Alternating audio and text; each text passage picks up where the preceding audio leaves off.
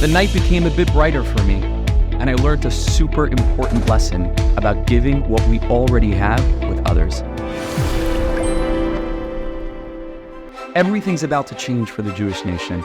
They're about to enter into the land of Israel, leave the desert, and they're about to become a brand new people in a brand new land with a brand new set of circumstances. Moses warns the people, when you're going to plant your fields, you're going to build your buildings and your houses, you're going to have your feasts, don't forget where it all comes from. Don't forget the source of everything we have, which is God. It's not just that Moses was telling them, listen, you're about to have a whole lot of things, don't forget where it comes from. It's more than that. God, who has all the things that there are to have, used his things to take care of the Jewish nation. He uses his resources to give to you. You use your resources to give to others. Now, in theory, all of us would like to do this, right? We want to have things and we want to help other people with those things, but sometimes we don't feel that we have the resources necessary to take care of other people. God gives us the gift of a life. How does he want us to share this gift with everybody around us?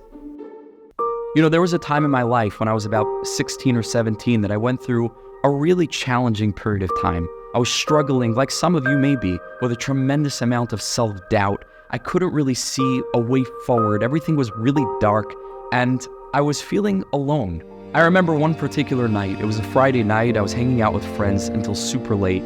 Out of the corner of my eye, I noticed another person walking in the other direction on the other side of the street, which was strange to me because it was so late. There was not a soul outside.